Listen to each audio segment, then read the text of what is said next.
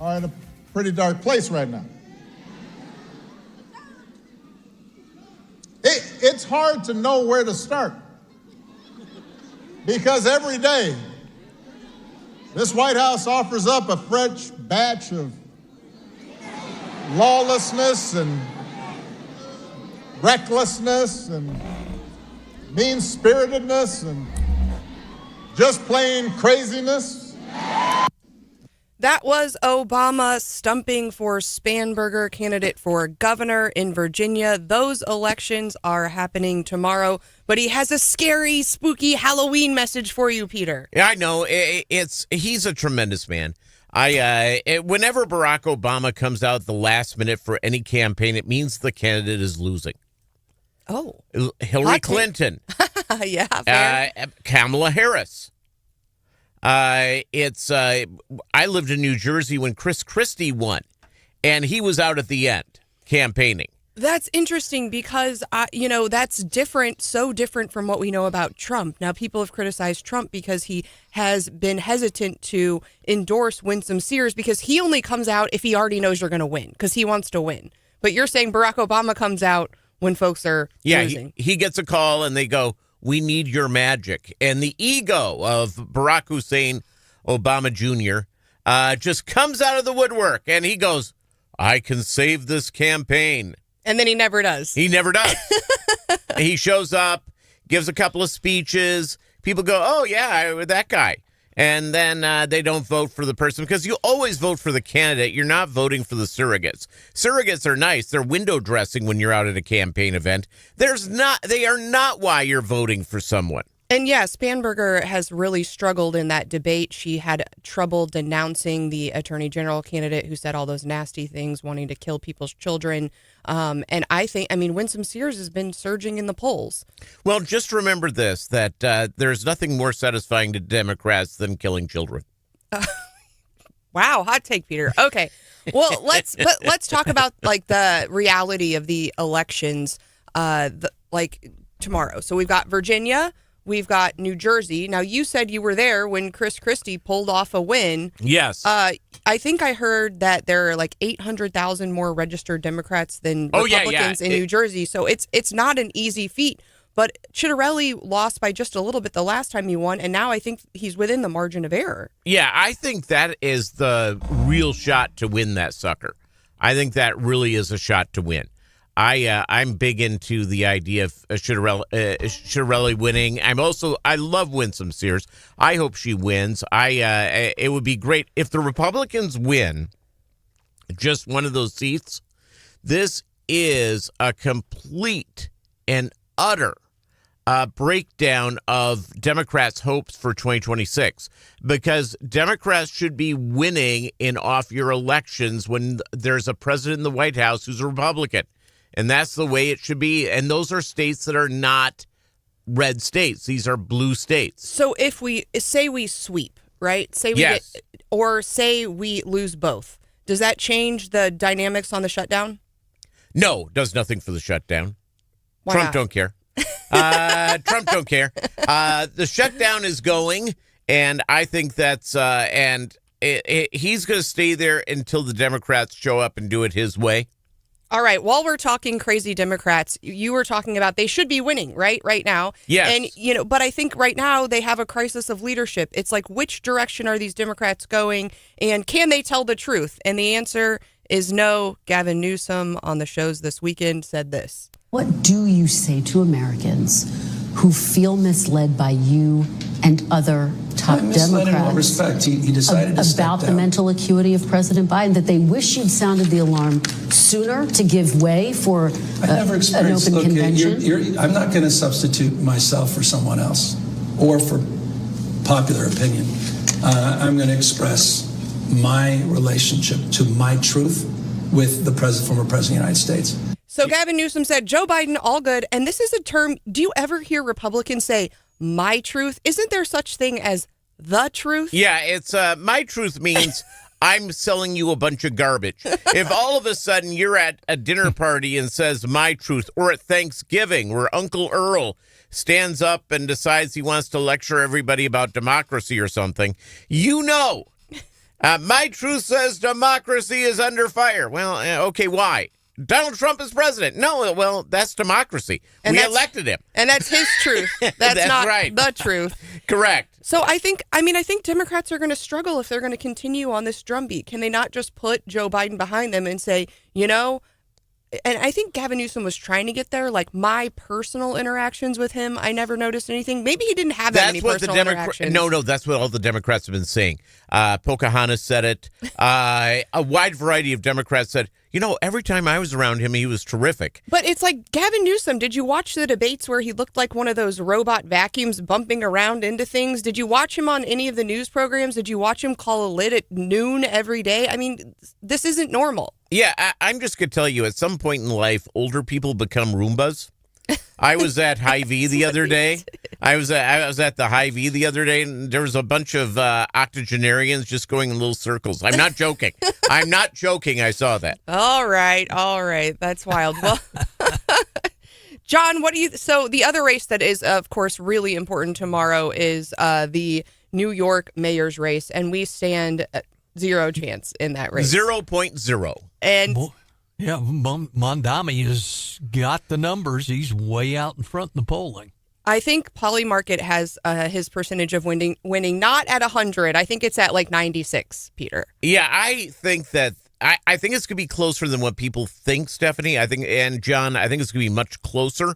But because there's people going to go in, they're going to go, oh, my God, am I really going to vote for this guy? But that being said, he's going to win. Saturday Night Live was weighing in on the fun. Mr. Mamdani, same question. I want to be mayor so I can deliver a better New York. Free healthcare, affordable housing, free Wi-Fi. As mayor, can I make that happen? I'm not sure yet. But together we're going to find out that the answer is no. And I think a lot of Republicans are waiting in the wings saying he's promising all this great stuff. And once he gets in office and can't deliver any of it, it's going to be good for us. Well, now look at the city of Chicago. They elected this Brandon guy. And Mayor Brandon, is it Brandon Johnson? Sounds right. Yeah. Right. Chicago now has a $1 billion deficit. Yikes. Well, and Peter, it kind of goes back to what you were saying earlier in that people vote for candidates, not for surrogates. And in this race, we have a candidate problem. We've got Cuomo, we've got Sliwa, and we've got this guy. And no one can deny, even though he's crazy, from an outsider looking in, if you're not paying that much attention, he's good looking, he's charismatic, he makes a good political candidate. He smiles a lot. He's got a big smile. Not a toothy grin. But you have Sliwa, right? Yeah, he worked for me. Really? Yeah, for 5 years. In New York. When he did his show? Yep, he did the morning show at the station I was running. It's kind of a grift. Curtis is about Curtis. Okay. He's a nice enough guy. We had him on as a guest. He has a good spiel. You'd go, wow. But it's just a spiel. But he can't stand up against Mamdani. No, well, there's 15% registered Republicans in the city of New York. As much as I wish, Hannity has had Sliwa on a bunch of times. All Sliwa does is raise a lot of money, which I think he's going to be able to hold on to once he loses. Really? Yes. Is that the New York rules? I think New York, he's going to be able to keep a lot of it. He's run before? Oh, yeah. Yeah. Has he ever won anything? No. Okay. he runs for one thing, number one, to know his nonprofit. All right. That's fair. To be in the media, to be all over the place. He's a good interview. So are you in the camp of a lot of Republicans right now, which is like, let him win? That's only going to help us with Mamdani? I just feel sorry for New York. It's a great place. I love that city. That being said, you need somebody who's not going to be bringing chaos. It's going to be total chaos with Mamdani. Total chaos. And I hate to. Now, here's the deal. The only guy who doesn't have like a Me Too moment is Mamdani. He's the only, because Andrew Cuomo, he's a little touchy-feely with the ladies. He says it's called being Italian. Sliwa has been married. He's on marriage number 4. And during marriage number 3, he impregnated a woman twice during that marriage. All right. and didn't marry that one. So back to my other point about candidate quality. Yes. Okay. Yeah. Fair. Yeah. We have a candidate quality issue here. Yeah. It's just it just is. I mean, it just too. Mom Donnie is going to win the doggone thing, and we're going to see the nightmare that Democratic socialism brings in, and we're going to have to live with it. All right, I'm Stephanie Bell. You are hearing Peter Thiel. Randy Tobler will be back tomorrow. We've got Scott Fawn in like we do on Mondays at 7:10. We're going to talk to state about some state news. Now, of course, we've been talking a lot about the federal shutdown. We're going to get to that with John with the Daily DC Rundown here. We are 2 days away from the longest government shutdown in history. But certainly we are marching toward the December deadline for pre-filing at the state. So you're going to start hearing a lot of conversations about what those priorities are as we get closer to home and closer to that deadline. So coming up next, John's got your Daily DC Rundown. It's Wake Up Missouri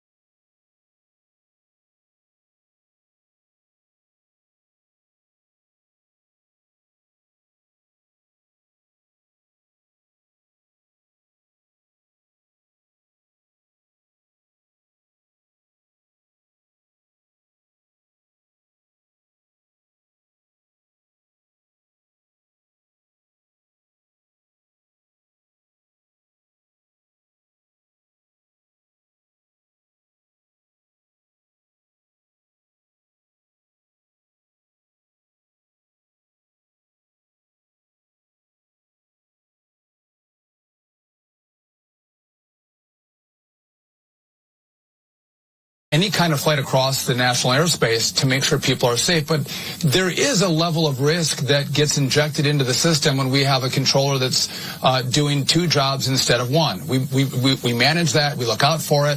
And safety is the priority. We'll take all steps necessary, though, to make sure that you get from point A to point B and you do it safely. That was Secretary Duffy on ABC. If you are traveling in the near future, you might be delayed. He said we will feel free to cancel because safety is my top priority as we march toward the longest government shutdown in history. That gets us into our daily DC rundown with John Marsh. Yep, we preface that by saying Stephanie and Jen may be walking to their election watching duties on the East Coast. We're not going to make it. President Trump slamming Democrats as crazed lunatics who have lost their way, blaming them for the shutdown, poised to become the longest in history. Shutdown began a month ago, just a few days shy of the 35-day record set by the 2018-2019 shutdown.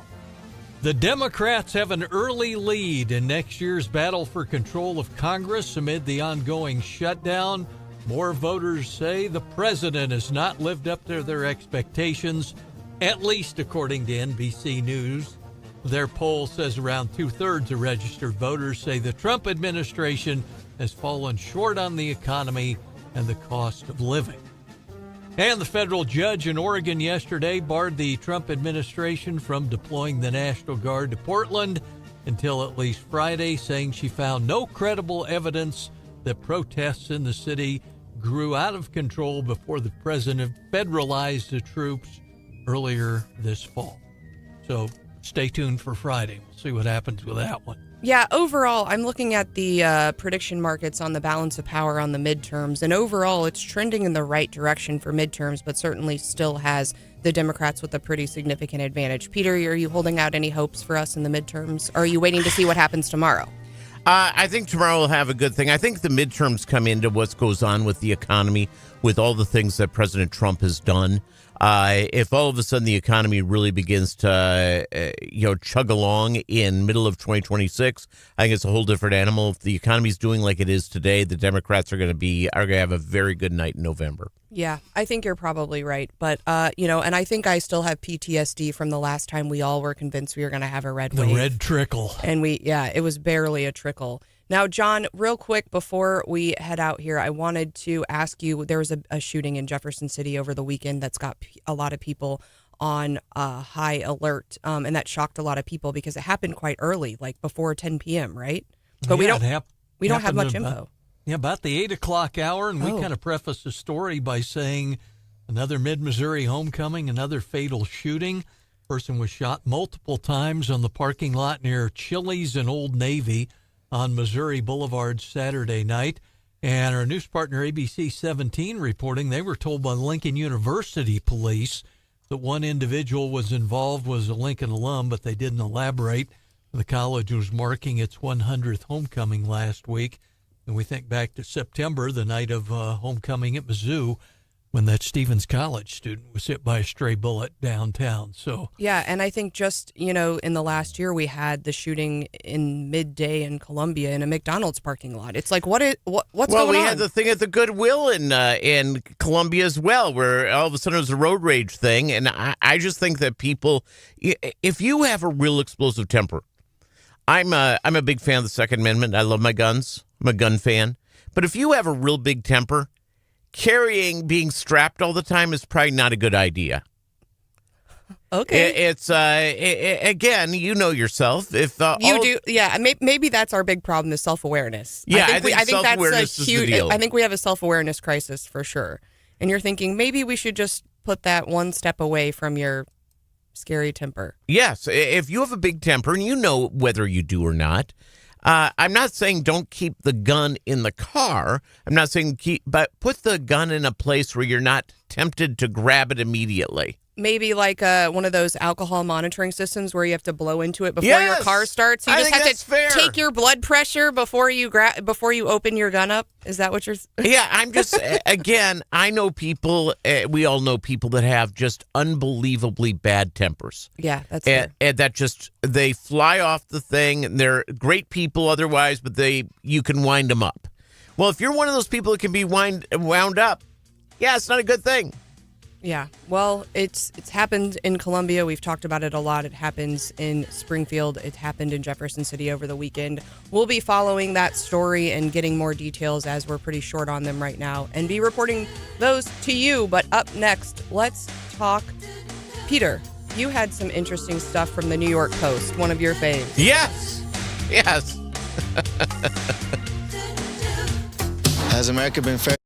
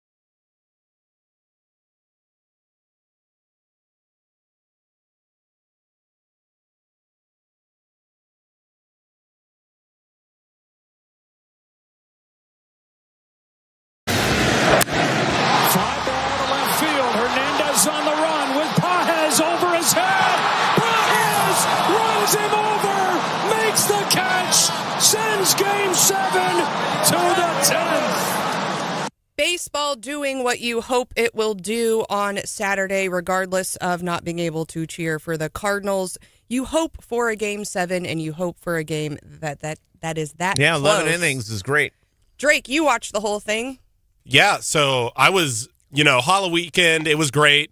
I was expecting to talk to a lot of women, and I didn't because I was sitting there at the bar watching baseball and football all day. It was an amazing day. How could you not love sports after that? It was the perfect ending, I think. Yeah, I mean, I did wish the Blue Jays would win, but honestly, it was just so entertaining either way. I thought it was great. So on top of that and all of the games going on, it was I was bummed on Saturday that it was a Mizzou bye week. I was ready to, and then I'm like, gosh darn it. Can we just say this? Only one bye week a year. This is 2 for Mizzou. I know. I get the idea of having one bye week. I think that's fair. But 2 bye weeks, that takes the rhythm out of enjoying the team. It was I woke up and I was like, gosh darn it, there's no Mizzou game today. And then the Chiefs yesterday, very sad. We haven't mentioned that yet either. But Drake is clapping. Are you kidding me? Absolutely. I was actually watching that game, and I have a buddy in Buffalo who swore he was going to send me a pair of those Zubas that the Bills Mafia wears. And I go, that'd be a good look at the office. Yeah, send me that. I don't think so. Send it to me. I will wear it, Peter. 2 of you. Drake will wear them. Yikes. What happened yesterday? To be honest, I wasn't able to watch the game live. I was kind of monitoring it online. So tell me, what I have went a question for you, Stephanie. Okay. And Peter and John, you might know this. Do you know the similarities between William McKinley and the Chiefs? Do you know? I do not. They were both killed in Buffalo. All right. There you go. The Chiefs were doing so well. They looked amazing these past, or at least this last week. Yeah. And they just faced a better team. And I think all of that energy, they haven't had the best season. Kaput. Gone. So you think they're the rest of the season's They're in the missing the toilet? Chiefs. Chiefs are dead. It's 5 and the Bills 4. killed them. Drake, you're jinxing us. I just don't think that's the case. So I think the Chiefs kingdom's going to rise, and I'm sick of your negativity, Drake. I am sick of it, sick of it all the way around. On Wake Up Missouri, we're all about the Chiefs, and if you say anything different, doggone it, get a life. And that's what we see every day on the text line, 573-874-9390. Tell us that Drake is wrong. I would love to see. We're going to take him to the plastic surgeon and have his Josh Allen tattoo lasered off. Exactly. Well, you just heard Peter Thiel, John Marsh, Drake Whitman, Stephanie Bell. Randy Tobler is going to be back tomorrow. Of course, we'll be talking with Scott Fawn at 7:10, and we'll be chatting with Congressman Eric Burleson at 8:10. Of course, we are marching toward the longest government shutdown. We'll see if he has any special insights as to when that might end. Now, you all also, I know you guys, when you hear the name Stephanie Bell, you think, I want to talk sports. I'm going to have to rely on you. There was some interesting, and I do think this is the only profession where this happens. I think it's only because it's dominated by men. But this whole coach payout. You're throwing out the sexism thing. 100%. Oh my God, battle of the sexes early. I mean, in what job can a woman be horrible at her job and still make her entire salary? TV weather person. Okay, but usually they don't get fired. They're still doing the job. These people are fired. Now, there's an interesting way we learned about Hugh Freeze's firing, right, Drake? There's a story Auburn behind coach, that. Yep. And also we are learning more about his big payout. So tell me about it, Drake. How did we figure out he was gone? All right, so the internet, Hugh Freeze, big golf guy, just loves golf. He will go do his tee time on Sundays at the exact same time every week. If he wins, loses, is away, home, he does that. And his slot was filled by someone else. And the internet caught on to that, said, he's fired. A couple hours later, the ESPN announces that Hugh Freeze has been fired after losing 10-3 to Kentucky. This doesn't make any sense to me, because if you were fired, wouldn't you have more time for golf? Well, apparently he probably was talking to his attorneys, beginning the negotiation of the payout. That's fair. Now, what we know about his buyout, how much is he being? All the coaches have been fired so far this year, and there's been a lot. The coach of Penn State, Florida, Oklahoma State, LSU, and more. The payout to fired coaches in NCAA football is $182 million. 11 FBS coaches fired this season. Yeah, $180 million. That's crazy. Do you know what? I'm applying. I think I'm willing to apply to be a football coach. Do I understand the intricacies of being a college football coach? No, but neither does Deion Sanders. And he's getting paid. Why not me? And, $10 million a year, $12 million a year. They fire me after 2 years, realizing what a nightmare it is. They have to give me $30 more million. I'll do that. So where are you going to go? LSU, Florida? Where? I'll go anywhere. I will go where the money is. Oklahoma State, potentially next year, an opening for Mizzou. Even go run Pittman's Hogs in Arkansas. So, I would do that, yes. So Freeze is just 56, and now he's owed $15.8 million. And apparently the university needs a better lawyer because the contract, that number isn't subject to offsetting. So even if he could go get another $30 million contract tomorrow, and he still gets that $15 million. Well, just realize Brian Kelly, the former coach of LSU, I think is getting like $53 million. Oh my gosh! So it depends on the job, depends on the thing, but again, it's now. Excuse me, these are public universities. Who's paying for this? Am I paying for this when I send my kid to Auburn? Yes. Yes and no. It depends on the school. For instance, at Arkansas, they have a consortium of donors that actually pay the lion's share of the contract for the coach.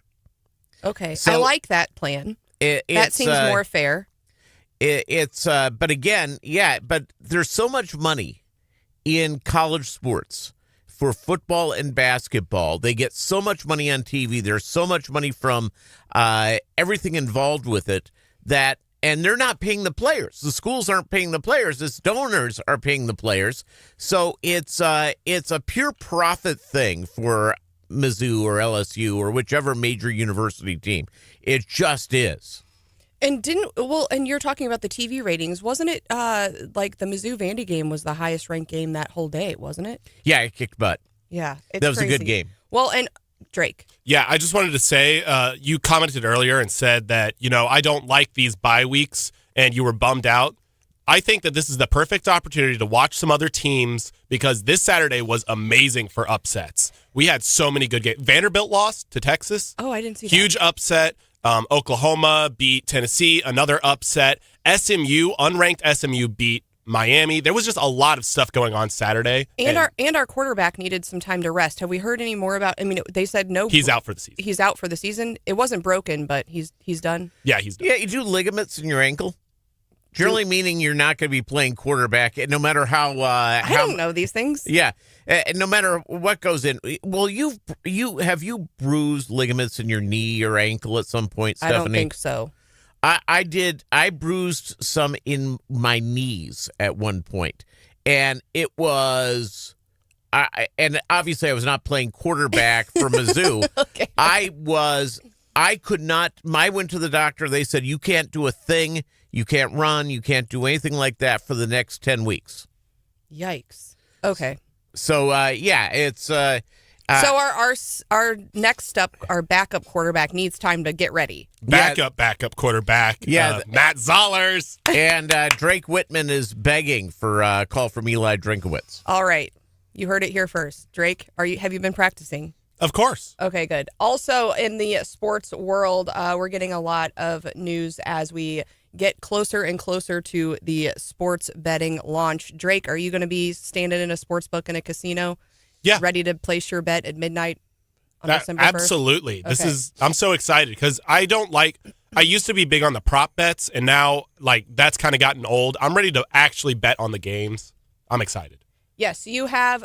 So the Gaming Commission met last week, issued temporary licenses, and you can start November 17th. Although everyone's been talking about December 1, on November 17th, you can start signing up with the different sports books, and they can start doing pre-registration promotions, and I think that's when you can start depositing as well. Okay. And then it goes live December 1. I know a lot of folks are really interested. But it's not for me. It's for the whole gambling thing. I have no problem with it, etc. When I lived in Iowa, I put $100 into DraftKings. Ask me how many bets I've made. How many? 0. Why? It's just sitting there. It's like unspent money. It's like free money now that it's been sitting there. Yeah, for a while. I understand. I guess I will bet the ponies. I'll bet the horses, but I'm not necessarily a sports gaming sort of guy. I just not that I'm against it. If I was voting on it, I would have voted to legalize it because I think that more freedom is better. That being said, it's how many bets will I make a year? Probably less than 5. Well, the best part is with the Missouri gaming opening up, you can bet DraftKings and all the other providers, especially somebody like you that's got a relationship with them's got 100 in the bank. They'll go, hey, we'll give you 500 more to play. That goes with the incentive. There's a good article in the Columbia Missourian talking about all the various promotions that that are being offered by the various sports books. And yes, there are some pretty good deals, as well as so you're going to be able to bet on your mobile phone, but also the Gaming Commission approved so they approved 9 mobile licenses, but they also granted 8 brick and mortar casinos retail license to operate those sports books in the casinos. So if you want that experience as well, that's going to be available starting in December. I was in Las Vegas for my brother's birthday during NFL playoffs, and I made 0 bets. That's fair. I did too. Although I was in Las Vegas one of the last times the Chiefs were in the playoffs, and I look on my phone, where's the Chiefs bar? It was 30 minutes off the strip in like a strip mall of like a Walmart parking lot. Hundreds of people decked out in it was one of the most fun atmospheres I've ever done. So, I remember you were there partying with the Knights when they won the cup. I did that too. The night after they won the cup, they marched it into the restaurant I was in, and it was fantastic. It's always a good time to be in Las Vegas, if you ask me. All right, up next, we're going to make Missouri healthy again. It's Wake Up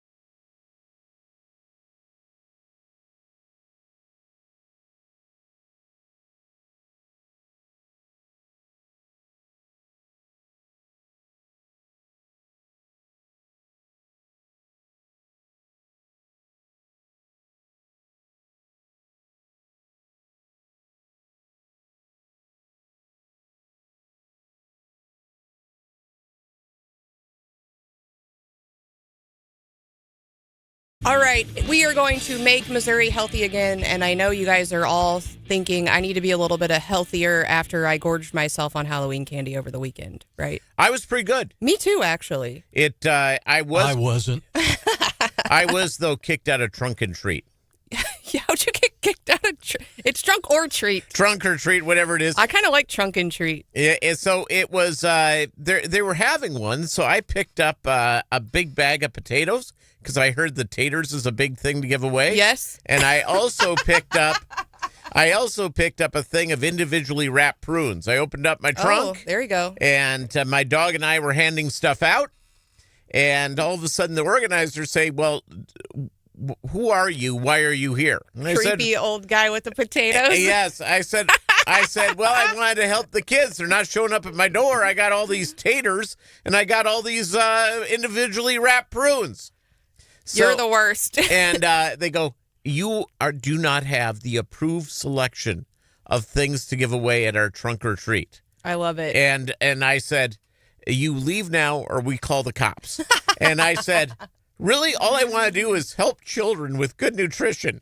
And now I'm gone. If you missed it, the Journal covered this, but potatoes have been on the rise as a trick-or-treat item for several years now, and many kids are excited to get a potato. That's so what they I shouldn't have thought. kicked you out. They shouldn't have kicked you out. Yeah. Well, we were having some difficulties because it's really popular now to have those big blow-up costumes. You know, they got like a fan in them and they blow up. Yes. And one of our little guys was like a panda, and the suit wasn't quite working, and it started to shrink. And I said, "That's easy. You're just a panda on Ozempic on the shot." Right? That's right. You're just a little Well, skinny that's panda. a better thing than I would have said. I would have said Did you the would be kid buy that? No. I would have said a methed out panda. That's right. Well, There we're you go. getting some good news from the health world on GLP-1 use. Gallup released a new study last week that says U.S. obesity rates are on the decline for the first time in many years. Apparently, we got really fat between 2008 and 2022. In 2008, the rates of obesity, which we can get into that debate, or I think what is that thing that they call that they measure on you that's like wrong all the time? You don't know. The BMI? Yeah, that thing is, if that's what they're going by, I hate that BMI number. But anyway, in 2008, just over 25% of our population was obese. That went all the way up. Did COVID make us fat? To 40% in 2022. Well, I think that helped. I think the other thing is that, you've heard the term skinny fat. Yeah. Or fat skinny. I'm fat skinny. I'm husky. I'm obviously, when you're 5 feet tall and 325, you are a filled out young man. And but my cholesterol is perfect. Blood pressure is perfect. Everything is good.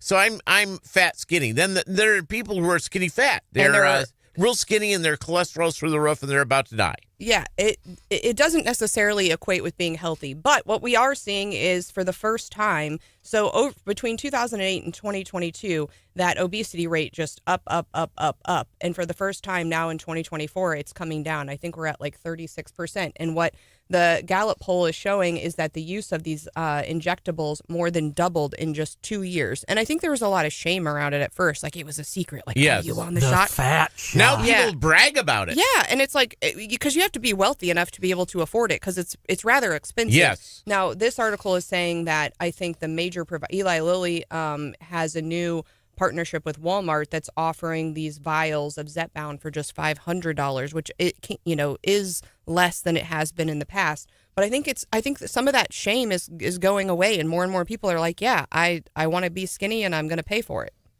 Yeah, that being fair enough, it's is that we as a society, we look for a pill or a shot to solve all of our problems. Well, and we just do, instead of taking things on the way we should and just going from there. And I think, Peter, you brought up a good point is, that's fine that people are skinny, but are they healthy? The same poll shows that the diabetes rate has not gone down. We'll see. Potentially, that'll take some more time, I think. But is being skinny making people healthier? I think that's a question that's still outstanding. Well, up next, we are going to talk to Scott Vaughn of the Missouri Times about legislation upcoming in the next session.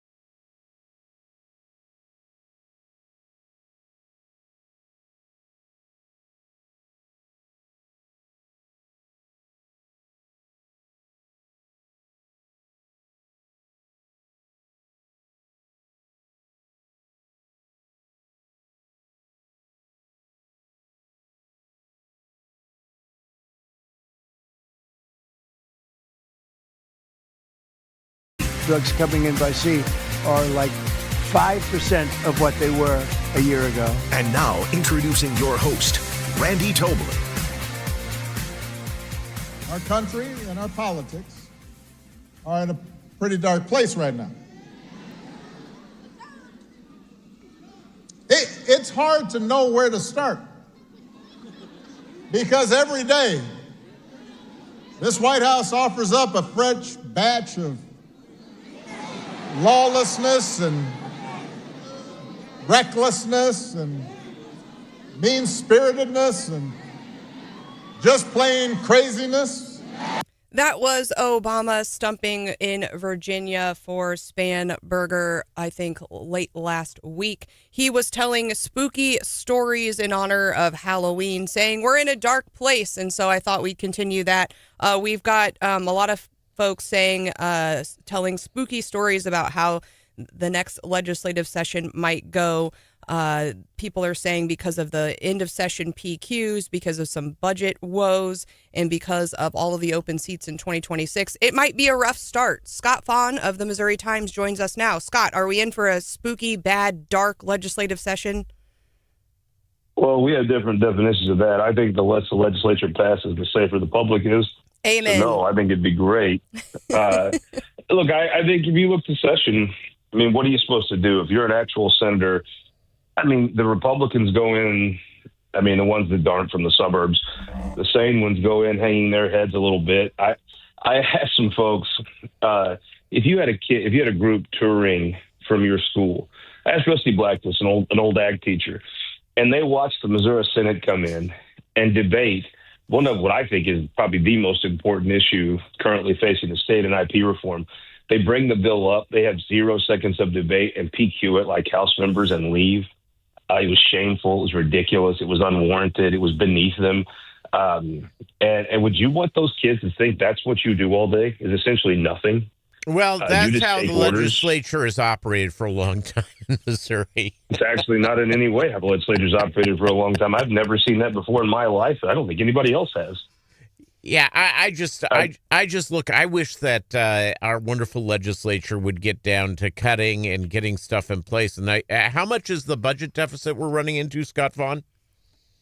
Well, in Missouri, they have a balanced budget requirement. So what'll happen is sometimes the legislature will pass an unbalanced budget. Sometimes the budget numbers won't come in like they project.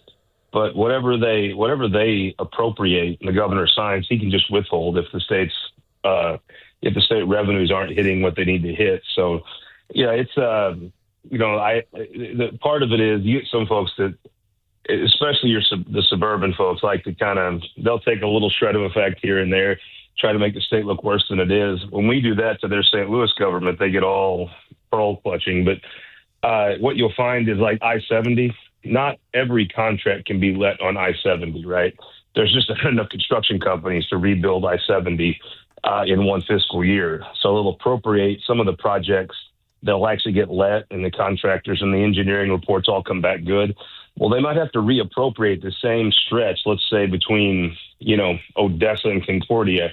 They might have to reappropriate that 5 or 6 times before they actually can spend the money. But each year it's reappropriated. So a lot of that $50 billion number you've heard is money that is for I-70, but it's just not ready to be spent yet. So what the state does is holds the money and gets interest on it so they can fund other projects as well. They don't just get a contract that says, yes, I'll build this 6 years from now and give them $40 million. That's not how they do it.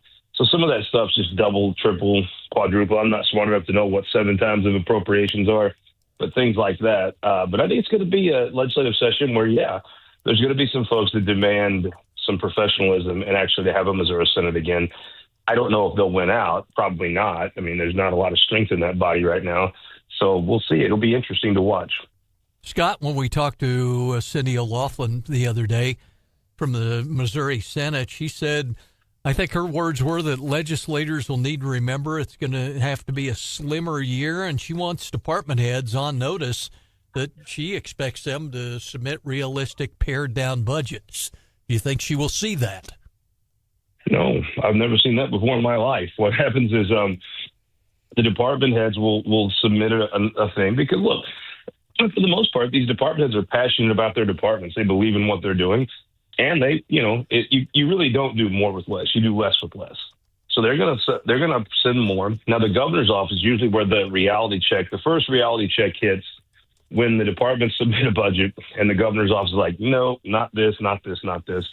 And the governor will submit his budget with a lot of the dashed dreams and hopes of department heads in it, and then the legislature will take that budget and go, no, not this, this, this, or this, and when that all comes together, you'll see a lot of those department heads' dreams of new programs and new spending all in the trash can. Let's talk a little bit about initiatives. We've got big elections coming up in other states and localities tomorrow. We are getting ever closer to the midterms, hoping for a red wave, but I think everyone's eyes right now are on how tomorrow turns out. But we're going to have a pretty full ballot in 2026. I don't think people are aware that the legislature actually referred so many measures. I think they've referred 4 now to that ballot. What are your thoughts on the issue campaigns for 2026? Well, I actually think the ballot measures in what will be the first time in Missouri's history that I know of, I think the ballot measures are going to outshine the actual candidates. If you look around the state in the primary, I don't know how the governor will decide which ones are the primary and the general. Shots fired to Scott Fitzpatrick there. Yeah, he's not that exciting, though. Well, and I also think in some ways Fitzpatrick may be too popular. Nobody runs against him. You might see the first statewide ballot where literally nobody files against someone. First in a long time. I just don't think there's going to be that much interesting going on. In a general election, you'll have a race in Springfield and one in Lee Summit that'll be state senate races could be interesting. Other than that, you're going to have the action will be in the primaries in these state senate races, like the one we have in central Missouri, in Cole County and Camden County and some of the surrounding areas in our listening audience out of central Missouri. But really, your August campaign will have some primaries, but the general won't have much. And so I think it's going to be driven by these. I think the map, it's got to be if they can make that a real partisan issue, there's just more Republicans than Democrats in this state. The abortion issue is going to be very interesting. Again, I go back to, you have a lot of money spent on this. The pro-life side is going to have money. I just go back, Stephanie, you're a professional in some of these almost. It's hard for me to remember a time when the side wanting a no outspent the side wanting a yes and lost. It's a tough road to hoe for the pro-life side. They're doing a lot of things right, a lot of things you'd want to see being done in order to get that and climb that mountain. They're doing, but it is a big mountain to climb. Let's be real. I think the biggest thing is IP reform. The IP reform the legislature put on the ballot is almost comically inept. I don't think it's got as much of a chance of passing. You're seeing traditional Republican groups coming out against this, and traditional Democratic groups. I think what I hate to see is I think there was a path for a common sense reform of the IP process. Instead, they went for one of the dumber, more illogical things I've ever seen proposed. So in this whole thing, if the legislature puts it on the ballot, it's a 50% +1 standard. If the public puts it on the ballot, it's some ridiculously complicated algorithm of junk. I hate it because I think it sets the cause of IP reform back a while. But we'll see how it actually ends up. I'm kind of pessimistic about that one. Okay, pessimistic about the IP reform. For abortion, also pessimistic?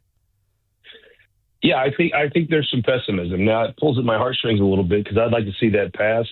But I do think that, again, I go back to just the fundamentals of it. Take all the issues out of it.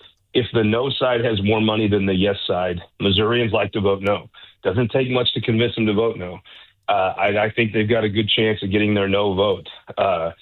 When you have more money and you're on the side you want to be on of getting the no, that's powerful. But I do think, Stephanie, I mean, we've talked about it on this show. Normally, pro-life people just scream at each other about how the other one's not pro-life. No, you're not pro-life. No, you're not pro-life. We are seeing the pro-life movement come together and start to do some things that actually matter and actually work together. There's more harmony in that movement than I've seen since Roe versus Wade was overturned. There's been nothing but infighting and screaming and whining at each other since Roe was overturned until now. Now you're seeing some folks work together, and I think I'm optimistic in my heart. I'm not quite there in my head yet.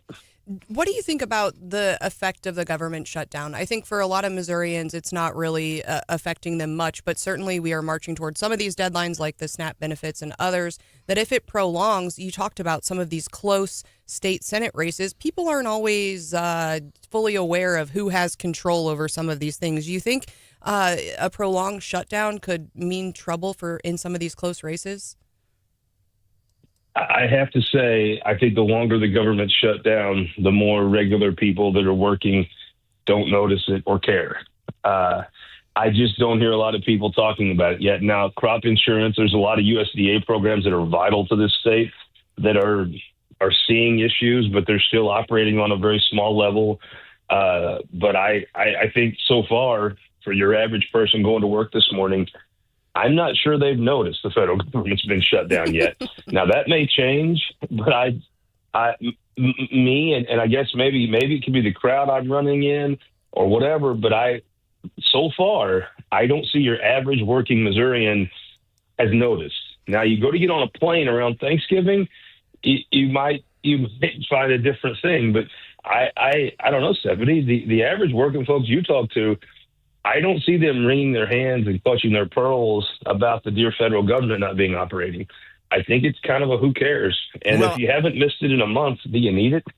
Well, and I think the one thing that's come up with this is that 12% of the U.S. population is on some sort of food assistance.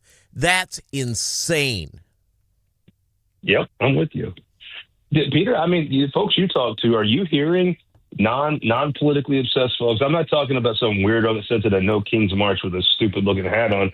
I just mean regular folks. But I just don't hear folks that are suffering from that yet. Now that is as of this morning. I don't hear people up in arms about it yet. Nope, I don't either. Scott Vaughn, thank you. You bet, man. All right, coming up next, we are going to talk escaped monkeys. Yeah, we have an update on the escaped monkeys, a sad one. It's Wake Up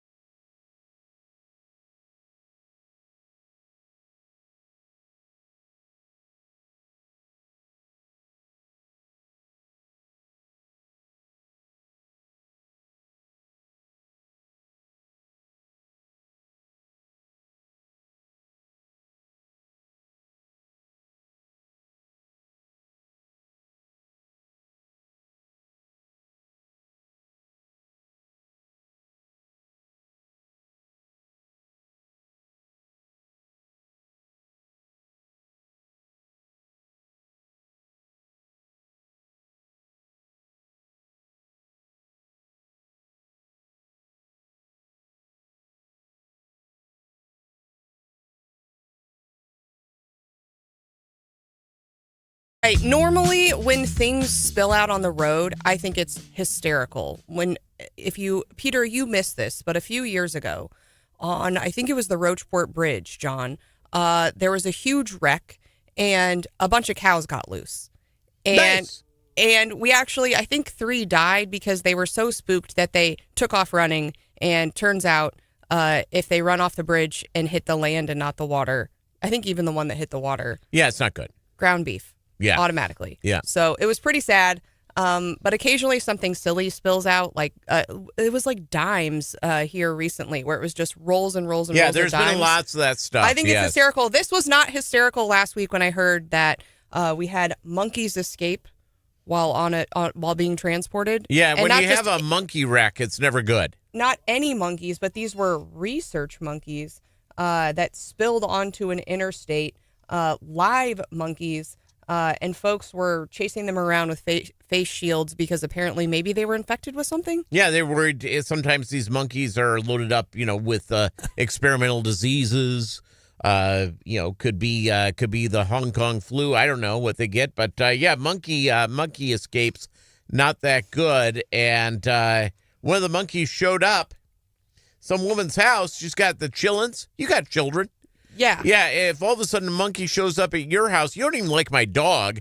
You're executing that monkey in about 2 seconds, Stephanie Bell. I don't know about that. I think I would just stay inside. I'm not that good of a shot. Like, monkeys are fast. Is your husband a good shot? I don't know. Probably not. Not that good. So you guys need time at the gun range. Isn't there, were we in city limits? Like, I don't know that you can just, Self-defense. You can execute this is Missouri. We allow you to defend yourself against the imminent threat of monkeys. And so I think, but there were bunches that 5 got killed in the attack, but I think there were 21 that got loose. And this one ended up in a lady's backyard. Yeah. And she said, nope, I'm not here. Now, this is the AP reports that the details are very scarce about this whole monkey situation. They won't disclose the company involved in transporting the monkeys, where the monkeys were headed, or who owns them. But Tulane University acknowledged the monkeys had been housed at its National Biomedical Research Center. Are we going to have some sort of new monkeypox? I hope so. And I'm here for the monkeypox. I'm here for monkeys biting random people in Mississippi. I think that's great. And I think this woman is a Second Amendment hero. She's a protector of her family. She just pulled out the weapon and took care of the monkey. And where are we? Where are we in? Speaking of killing things, where are we in deer hunting season? I saw a lot of dead deer pictures on my Facebook page this weekend. Yeah, I think deer execution is here. And there are so many dying on the road. I was driving around this weekend and I saw 5 deer at 4 in the afternoon on Saturday. I think we're at the end of the youth season, right? And we're about to kick off the adult season, or have we already done that? I think so. I think you're right on the deer execution thing. And what I don't know, and here's the question that we have to have answered from the Department of Natural Resources. We need to kill absolutely more deer. There's way too many of them. When you're driving along and you're seeing deer all over the place, it's a sign there's too many of them. There's no natural predators. It's time to go out and triple the amount of deer we kill for a couple of years. I was driving through a residential neighborhood in Southwest Columbia on the way to trick or treat on Friday night, and I saw a buck. Right in the middle of town. I saw one in my apartment complex. I have a picture of it. And this was a big, big buck at about 5:15 in the morning last week. I mean, good size. Well, my hatred for dogs and Peter's hatred for deer, I think you might match me in that today. That's pretty scary. liberal. You can take quite a few of them in this state. All right, that is a deer in your apartment complex. You do have a picture of it. Well, who is the better looking candidate? Trump has something to say about that. We're going to talk the New York mayor's race next.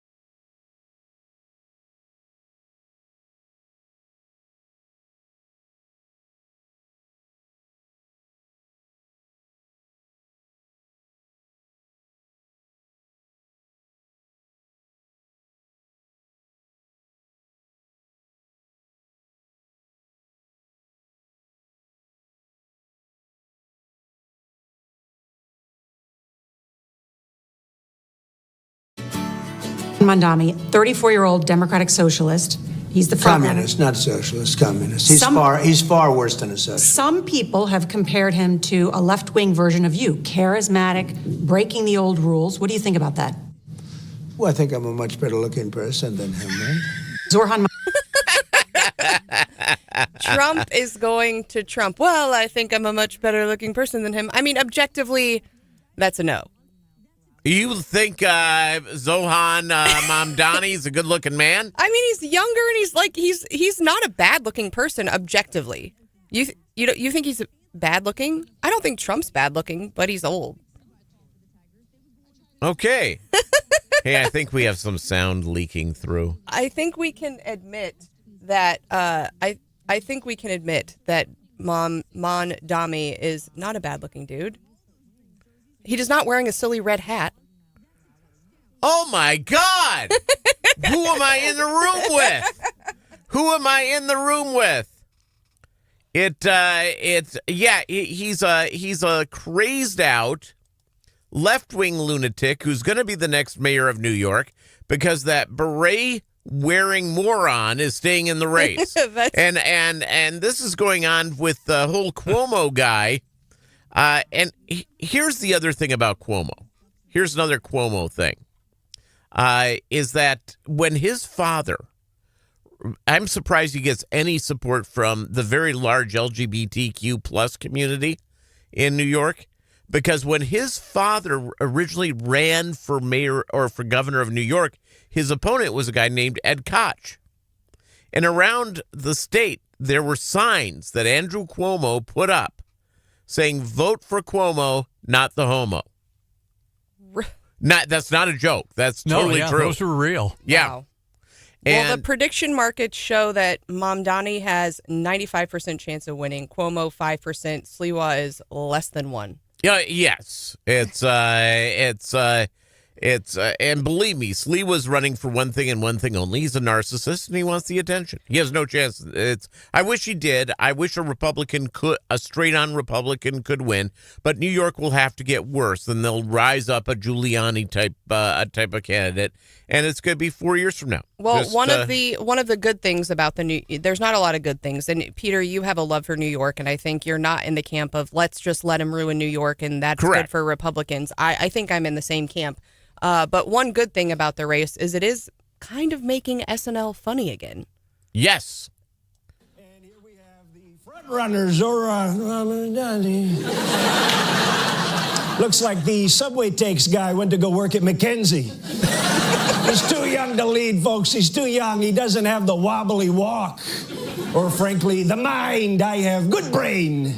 I took a cognitive test. I did so well on my cognitive test that they immediately gave me an MRI. They said, we've never seen anything like it. But in terms of election... is hilarious. And you pair that SNL sketch with what Trump said, well, I'm a better looking guy. I mean, it's spot on. And I love that some of the members of the administration are retweeting what SNL does, saying, yeah, this is actually funny. Yeah. Well, I will say this about the Trump team is that they do not believe any publicity is bad publicity. They will grab onto stuff and love it very, very much, which, of course, that's trolling the left. And I live for Trump trolling the left. I live for it. It is my goal in life to sit there and listen to Trump say something that's just going to set all my lefty buddies off into nut world. Now, we've been talking a lot about elections elsewhere, but we do have some elections coming up here at home. We've got several cities facing lodging tax elections. We've talked a little bit about that. We've got, I think, a vote coming up in Springfield as well as in Jefferson City, and a new update. We talked to Mayor Ron Fitzwater last week about why he thinks people should support the vote. But we've got a new lawsuit out, John Marsh, by the hoteliers, essentially. Yeah, the hoteliers, a couple different ones, including Dr. Rahman Puri, who we had on the Saturday morning show. They filed suit, I think it was a week of October, the 24th, I think, saying that their perception was the lodging tax that's been collected for decades, 7% lodging tax, been collected in Jefferson City, is illegal because it shouldn't be going to pay to help build the city-picked conference center, but instead should go to the Convention and Visitors Bureau for their work. The city's attorney says they don't have any standing to file on that because they weren't injured by the lodging tax being socked away in a bank vault for decades. I'm all in on economic development. I'm all in on growth and stuff. And I get that this convention stuff, there's a lot of money to have with it. I was having lunch. I was having lunch with our buddy Don Luzader on Friday, and we were discussing it a little bit. Okay, we're not in Columbia, Jeff City, or Springfield. You're not going to get top-level conferences because there's not a straight flight from most places into Springfield, Jeff, or Columbia. That being said, we can get a lot of these smaller, mid-level ones. But if you're going to do the convention center, they've been talking about the one in Columbia, and the location they're talking about is like in the middle of homeless hell. Every one of these things needs to be downtown only, where people can go and easily walk to restaurants, be able to get to hotels really easy.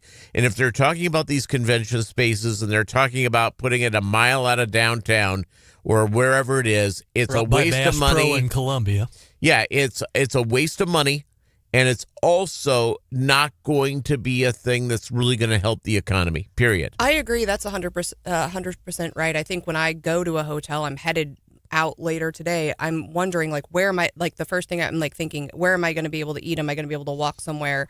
Like, what are the amenities that are close by? And I think the last big blow up that they had in Jefferson City, John, on the conference center was there was a proposal to put it out at the mall. And folks are like, you can't walk anywhere. You can't get to the state capitol. Like, why would we do that? Correct. And now they've agreed it should go downtown. And now we have this new lawsuit. Of that 7% lodging tax that's collected, 3% goes to fund the CVB, 4% has been sitting in the city's conference center fund. And it's interesting because what they're asking for in the lawsuit is just, I was thinking maybe they were asking initially for this vote not to go forward or something like that, but they're essentially wanting the entire tax invalidated. And John, you're right, it's been collected for how many years? Decades. What do you do with the money that's sitting in the bank? And yeah, how much, where does that go? And and I couldn't agree with you more. I will say the one thing about putting that convention center at the mall in one of the empty things is that it's really convenient to go get bourbon chicken, which is that's the only place you can get the delicacy is at a mall. Any mall in America, you walk to that food court and they're serving the delicacy of bourbon chicken. You go to a Chinese place anywhere, a real Chinese place, and you got the bourbon chicken, they look at you like you're an alien. All you're going to get in Springfield is Springfield-style cashew chicken at the Chinese place, whether it's in the mall or downtown. I will say there was a time where I stayed at a conference center that was attached to a very nice mall, and I did take some time to go do the shopping while it was attached. So I can see in some areas how that could be a benefit. But certainly when you're trying to attract somebody to the capital city, where primarily they're probably there for some government purpose, that's fair. I do think I'll push back on you a little bit, Peter, with the size of the conferences. I do think that Missouri is uniquely positioned in just that not only are conference planners looking for cool places to go, but also like centrally located places. Sometimes the folks in California don't want to fly to DC. The folks in DC don't want to go way out west. And so I do think we do have an opportunity to bring some people here because it is centrally located. You've got a lot of regional organizations, and cutting down the travel time for everybody sometimes can be an important factor. Yeah, I just think it's a challenge, isn't it? Well, I think anytime you have to take a connection, you slow down your travel time. Well, in the whole argument, we had the mayor of Jefferson City on the air with us the other day, and he argued, rightly so, that the conferences and conventions they're looking at are, like Steph said, groups out there, professional associations that deal with state government, where it would be in their best interest to be in the capital city and to go talk to the lawmakers. But then you get, other groups that go to, say, well, we're trying to bring them to Springfield, let's say, and they say, no, we want to go to Branson and take in all the Branson fun and get out on the lake and all that stuff. Yeah, and having been involved in some conference planning, I would say sometimes the limitations there are a lot of, we talk about people on the private side, right? And we can do whatever we want. We want to go to, the breakers, right, down in Florida, Yeah. for sure. But a lot of times, if you've got an organization with a lot of government members, they have restrictions on how much money they can spend. And so you do see those conferences at other locations. And so, to be a hub for, the Association of State Auditors or the Association, whatever, these government talk about a entities. party. And those people, you want, when the state auditors convention comes to town, woohoo! Woohoo! We're going to get a phone call from Auditor Fitzpatrick after Scott's comments and your comments. We love you. He does a great job. I was just telling someone was talking about government social media. And if you haven't seen the Auditor's podcast, which he calls the greatest audit podcast in the world, which I think it's one of one, or the videos, the Star Wars videos they were putting out, they're pretty good. You know what? When anybody sits down and starts talking to me about journal entries, I just get riveted. I've got to make a journal entry on that spreadsheet. Oh, that's awesome. Explain. Hey, he's exposed some pretty saucy I know stuff he has. when I it know comes he to has. that. I know he's doing a great job. I'm just joking about the idea of journal entries. It's not Captain Excitement.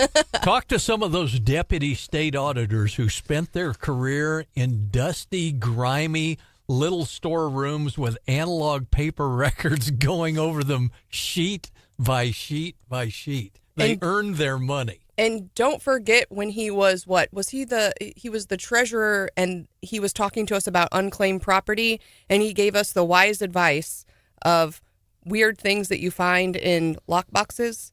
No. And he said, hey, don't keep your old nude photos in your lockbox because, it might end up, if you don't pay for it, it might end up in the hands of state government. So the job can be sexier than you make it out to be. Okay, well, you see, so then the idea here is that one of the reasons to be the state auditor is that you're able to see random people's nudies. That's a great thing, Stephanie. Thank you. Right. All right, up next, John, what do you got for us? It's the even greater pumpkin, Charlie Brown. All right, that's up next on Wake Up Missouri. It's Wake Up Missouri.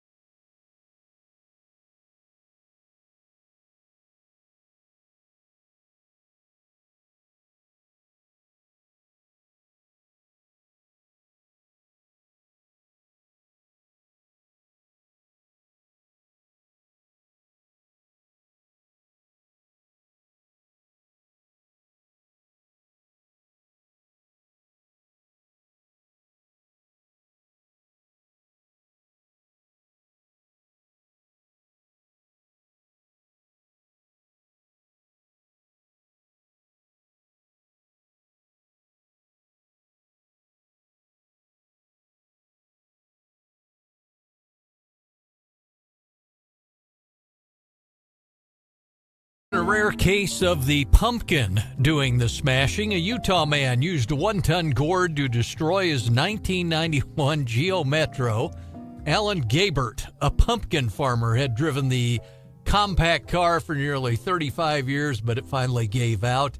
But such a trusty vehicle deserved a memorable send-off, so Gabert devised one, death by prize-winning produce, which he dropped from a height of about 14 stories. Before sealing the Geo's fate, the pumpkin in question had won first place at the Utah Giant Pumpkin Festival, weighing in at 1,917 pounds. Wow, that's a big pumpkin. That's a big old pumpkin, isn't it? And I'll tell you what, I'm surprised the Geo Metro lasted that long. I think they had problems getting out of the dealership parking lot back in the day. They were so unreliable. Yeah, that was the deal on the Geo Metro. The thing only had, 14,000 miles on it. It sat the rest of the 30 years. Yes.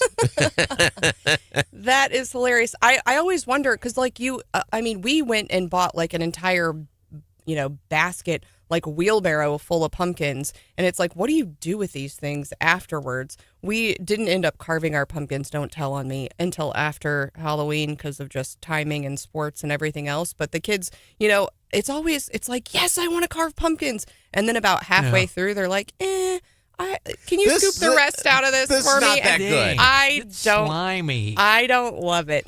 We bought the biggest pumpkin in Hartsburg one time. Really? When my kid was little, and we didn't carve it because it was too big. It took 3 of us to unload it out of the truck. Oh my God. And we left it there and let it rot.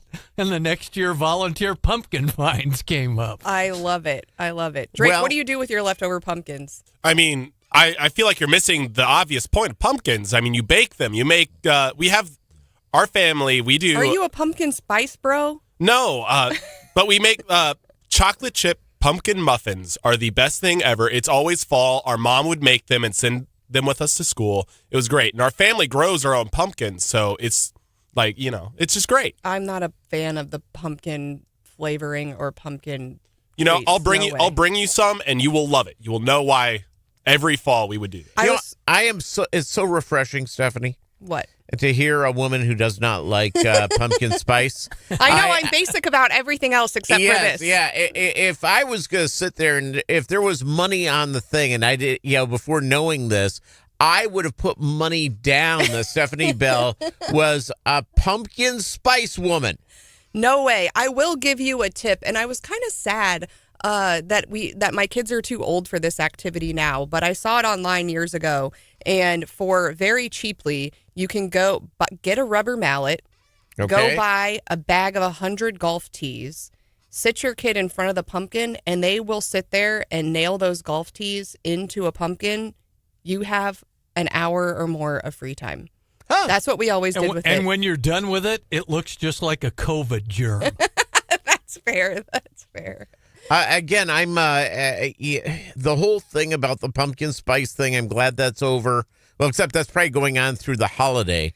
Oh, for sure. Yeah, at least through Thanksgiving. And we haven't started the debate yet, but Thanksgiving is so late this year. I was just talking about it last night. I'm like, when are we going to put the tree up? Because it feels weird to put it up in December. So I think usually I am anti putting the tree up before you eat the turkey, but this year I think I'm making an exception. Yeah, I got invited to my sister's house for Thanksgiving and having to go through and thank God, I don't think they like pumpkin pie. So I think hate pumpkin pie. I think they're having apple and rhubarb. Oh, pecan pie is the best, hands down. Oh my God! Wow, rhubarb pie. If that's in Upper Midwest, I don't know what is.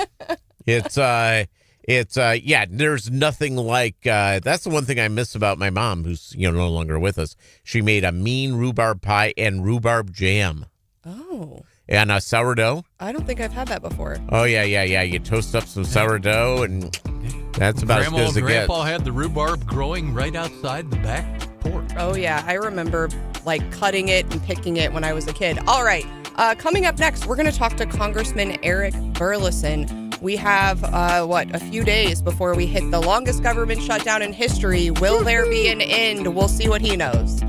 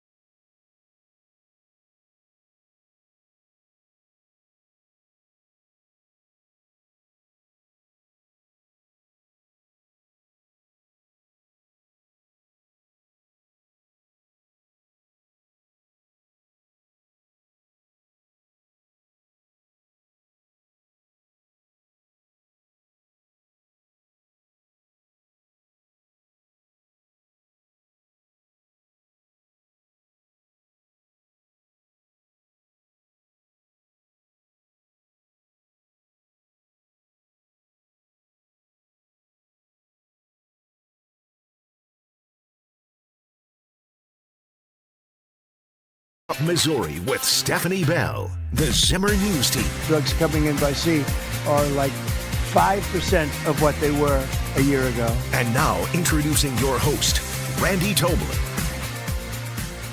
I'm deeply distressing to know that 42 million Americans are going to lose their SNAP benefits. And now that's one of the big reasons why I refuse to shutting our government down. And again, I feel like the Democrats really need to own the shutdown. That was John Fetterman over the weekend. We are now joined by Congressman Eric Burleson. Do you agree? Should Democrats own this shutdown? Yeah, absolutely. We did the adult in the room move by sending their own appropriation bill to them that they have voted on multiple times before, and simply asking for them to extend the funding for another 7 to 8 weeks, and I think that they are in a ridiculous situation. I mean, their position is that unless we go into policy decisions, change our tax code, start providing health care for illegal immigrants, all of these things, increase our deficit by $1.5 trillion over the next 10 years, which is just an absurd and crazy thing. And it's not even really possible within the appropriation bill. So I think Fetterman is actually absolutely right. And it's refreshing that there's a Democrat senator who's willing to step out and say that. It's Eric Burleson on Wake Up Missouri. Stephanie Bell, Peter Thielen for Randy Tobler. Congressman, how close is the House from actually having a budget? For the federal government. How close are we? So the behind the scenes, and there have been multiple appropriation bills. We've already passed 3 out of the House.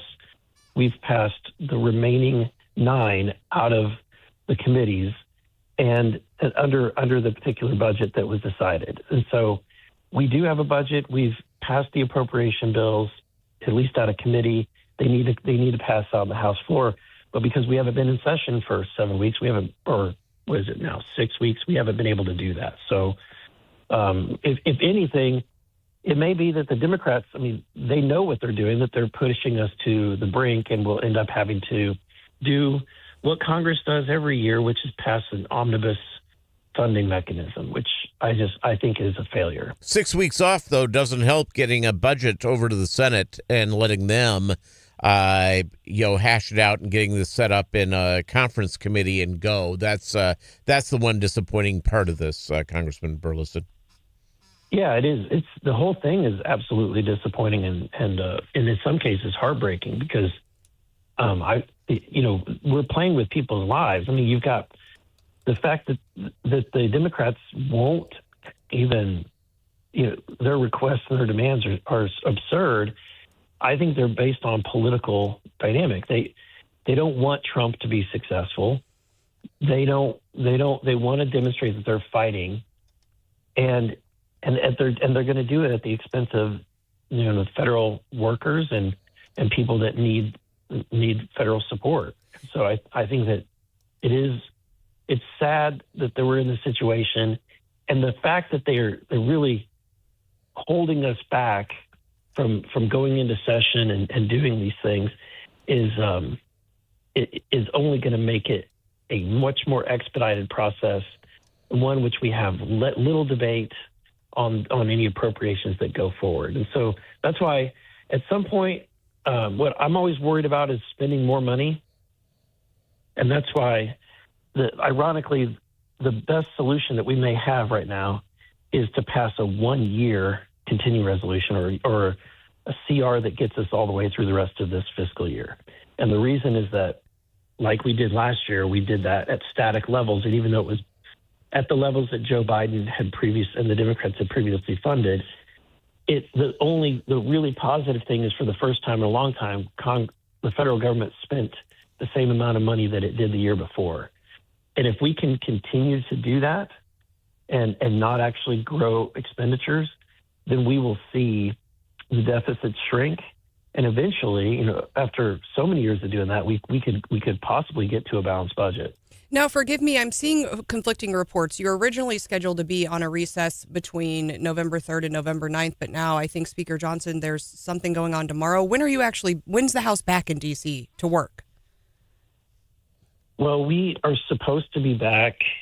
I think we would normally be. I'd have to look at my schedule, but we would normally be in a week of recess. The previous weeks we would have been working in D.C. This was an in-district work week, but then we would have to go back in under normal schedule next week until basically the Thanksgiving timeline. So we are, at the end of the day, like, we've missed all of these weeks, and so somehow we need to step in and get a lot done. And I think it can happen. When I was a state lawmaker, we would pass all of the appropriation bills, and I think there's sometimes we pass 17 or 18 bills in one day in the House, and then do the same thing in the Senate in one day. So it can be done. It's just that Washington, D.C. is not designed to move very quickly. Congressman, last time we talked to you, you assured your constituents that your Southwest Missouri offices would be staying open through all of this. One, are they still open? And two, what are you hearing from constituents? Much of anything? They are open, yes. Both the Joplin and the Springfield office and my staff are working. And they've been doing an amazing job. We've been able to help a lot of constituents because much of the government is still open. Those situations or those work tickets that we're not able to close at this time, we're still taking those. So if you have an item that you need help with, whether it's a passport issue or a veterans issue, whatever that you might need help with, maybe a tax issue, don't hesitate to call, and we'll be able to work the ticket, get it at least in the queue, so that when the government comes back open, that you're at the top of the list. In your mind, and in talking to your colleagues, what is the straw that breaks the camel's back? What brings the Democrats to the table? Are people closely watching the elections occurring tomorrow?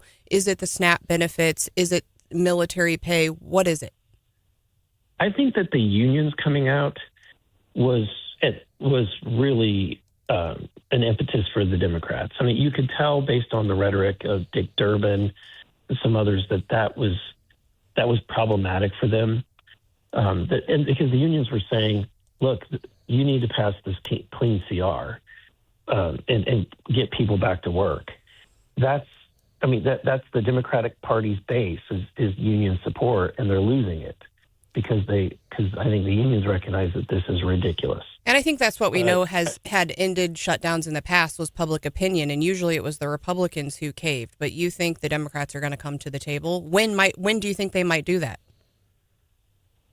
I think that this week we'll probably see promising signs after the election tomorrow, because I think that they've got the motivation. They're hearing the Democratic Party is hearing the complaints. In my district, everywhere I go, people consistently say, don't give in, continue, hold, do not give in to the demands of the Democrats. So we've received a lot of positive feedback in the district, but I think that the Democrats are receiving the opposite. And so I think that the political reality of tomorrow, and I think they need to basically demonstrate that they were willing to fight. And then after the election tomorrow, that will be kind of like a palate cleanser for the Democrats, and I think that they may vote for some form of a CR at that point. And if not, it'll probably take some of these airports like LaGuardia and some other airports to actually start shutting down flights, and people to have 5-hour delays. That kind of pain will fall squarely on the Democrats. It's Congressman Eric Burleson. It's Wake Up Missouri. Stephanie Bell, John Marsh. I'm Peter Thiel, in for Randy Tobler. Congressman, I think the other thing that's come up is that President Trump has brought up that permanently cut the federal government. That has not happened yet. Is that a threat to get the Democrats to negotiation, or is that or is that just smoke? So there have been some terminations that occurred that Russ Vogt instituted. There's not very many. So I think that they have threatened to do more. But I think that part of the negotiations, and Leader Thune kind of indicated this, that one of the concessions may be that they undo the terminations that Russ Vogt has done. So we'll see if that's something that's brought up. All right. I'm personally hoping I'm supposed to be in D.C. on Wednesday. I'm hoping I'm there to celebrate the longest shutdown in history. And I would echo what your constituents are saying in that I think we're in the right here. And so stay strong. Yeah, I'll be there too. I have meetings this week in D.C. that I didn't, so I'm flying up there for these meetings, and the work. I want people to also understand the work continues, whether we're physically there or in the district. We're constantly, working on things. In fact, a lot of my time this last few weeks has been focused on crafting a free market healthcare reforms package, something that isn't a true answer that the Republican Party can have to Obamacare. And the reason why there's up until this point, there didn't appear to be much of an appetite for this, but now Trump has indicated that he wants to fix Obamacare, or at least provide something better than Obamacare. Well, that will be music to Randy's ears, a free market healthcare solution. We'll have to catch up with you next time about that. Thanks so much for joining us, Congressman. Thank you. All right, coming up next, I think most of us were hoping for a J-shaped economy, but apparently we have a K-shaped economy. That's up in your morning bell coming up next. Not pear-shaped? Not pear-shaped. It's Wake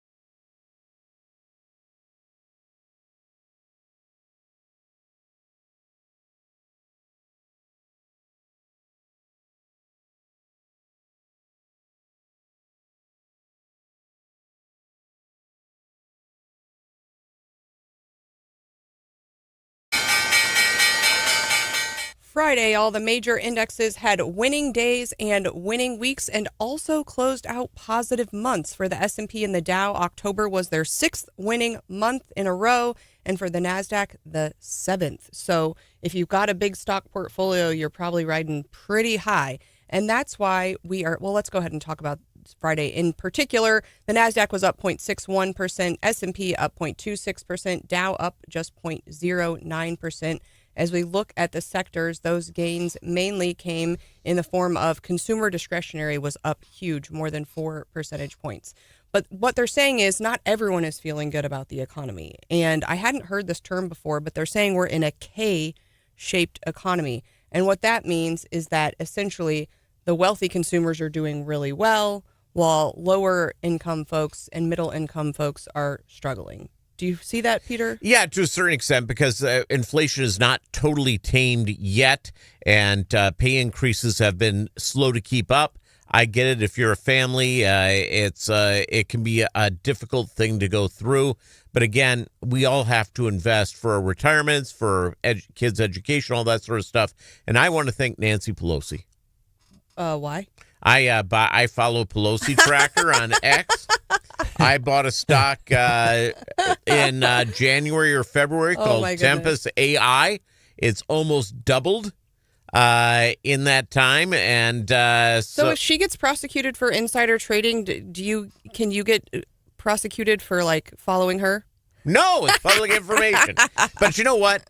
It's I think that would be good because there's a whole list of people. If Nancy throws money behind it, they're in. You're making money. Well, this K phenomenon is showing up across various sectors. In the auto industry in September, a new vehicle, the average price of a new vehicle exceeded $50,000 for the first time. That's insane to me. I remember buying my first car for like $6,000. Yeah, no, it's I paid more for this last car than I've ever paid for a car before. And again, that was like an average price for an economy vehicle. Oh yeah. So I mean, and while yes, prices go up and inflation is a big thing, I'm just going, wow, I'm paying this much per month. With 3 kids about to hit driving age, it is certainly stressing me out. I'm going to have to find, what was that car we dropped a pumpkin on? I'm going to need a couple of those. Metro. A Geo Metro. Yeah. If anyone's got a Geo Metro laying you around. don't want a Geo Metro.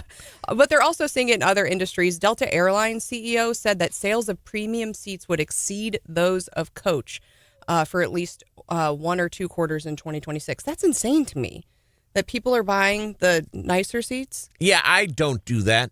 I don't fly all the time. You fly much more than I think Marsh and I combined. Well, I don't Stephanie. pay for it, though. I get loyalty upgrades, but I typically won't pay for a nicer seat. But they are. I feel like they're making the economy seats worse, and so there's some pressure there.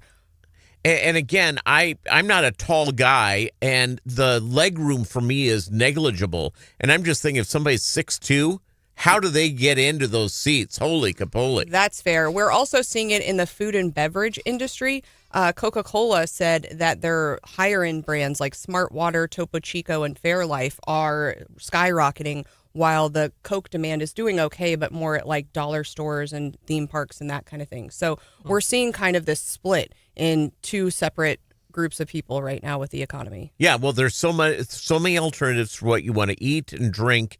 The economy has changed dramatically because of that, just because the large amount of choices. So that means sometimes favorite brands from, a decade ago or more, their sales are gone down. And I think we're seeing that too. Axios is reporting that fast casual restaurant stock prices are dipping because of the latest reports from those. And you think wealthier people are still fine dining, but those of us who it was fun to go to Chipotle or Cava or those types of places aren't seeing those sales. A lot of people are pulling back. Yeah, Chipotle's fancy eating for Uncle Peter.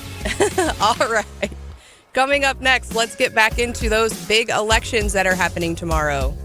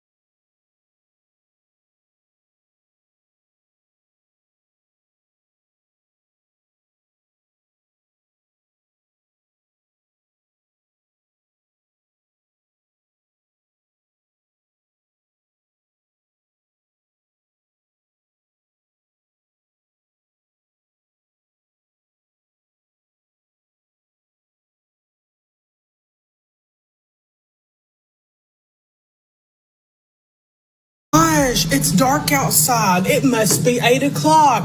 Nope. It's 5 o'clock. Thank you, time change. Anyone else traumatized this weekend by the time change? If any political party, Democrats or Republicans, woke up one day and ended the stupid time change thing, it would be such a winning message. No one likes it. Find me one person who likes the stupid time change. I like it. What? It's fun. Come on. You don't like changing your clocks? No, I certainly do not. You've been struggling all day trying to change this clock in the studio. I did it in like 5 minutes, Stephanie. Yeah. No, it's not hard. You had to see Hanson. And Brian Hanson had to help you because you were just absolutely struggling. You were on the struggle bus with that thing. To be clear, I am not running for office, but my platform would include eliminating daylight saving time. You get a holiday the day after the Super Bowl and the day after Halloween, and I'd fix the dead zone between Columbia and Jefferson City for cell phones. And I think I could get elected on that platform. Yeah, I think that's a win. And I just don't understand. Nobody likes it. Trump has said he doesn't like it. You have members of Congress say, but it never gets done. And I think it's a total thing. And I'm going to come up with something even more controversial. Okay. I think that the continental United States should be all on the same time zone. Ooh, that's tough. Well, you think about this, is that everybody being on, I have family and friends on the West Coast. Well, all of a sudden I'm going, let me give them a ring. Oh, I can't. It's 6 a.m. It does. I think we talked with a time change person last week about this issue, and she did say there's bipartisan support. But I will say, as we move toward a more global economy, it does make work, and we're all kind of working remotely and working all the time. It does make it really difficult. And most of the folks I talk to, actually, I talk to a lot of people in Missouri, but I talk to a lot of people from all over. And so trying to remember who's where, are they open? Am I calling them at 6 a.m.? Or, I've had the opposite where I'm trying to call governments, on the East Coast. And then I'm like, oh yeah, they're closed already, and I'm like, it's messy. Yeah. Well, the military goes on Zulu, on Z time. Yeah. So they're always operating in that same neck of the woods when it comes to the time thing. Maybe the whole world should go to Z. Well, as of today, about 3/4 of the vehicles on the road have the wrong time. I don't know. Most vehicles now, if you're paying $50,000, the least they can do is give you the automatic clock changer. Yeah, I'll tell you what. I found out with mine, it didn't automatically change. And so I went into the settings and messed around with that. And I found something where it'll automatically change. I click that button and life's good. How much did that cost you? That's what I want to know. For $50,000, it should change itself, I think. Yeah, I couldn't agree more. I don't know. Like, whenever I woke up this morning at 4:30, I felt like I was like waking up super late, and I got that brief sense of joy that, I'm not late for work. I feel ready, and I have a solid 3 weeks of that before I go back to, that's the normal time. See, mine was opposite, was that I worked all day yesterday, and at 5 o'clock, it was as dark as night, and I was like, oh, thank God, it's almost time for bedtime, and then I look at the clock, it's like 5:30, I'm like, oh gosh, I better keep working. That was the same thing for me, because I had stuff to do. I was doing stuff around the house. I was doing work. I was doing all that sort of stuff.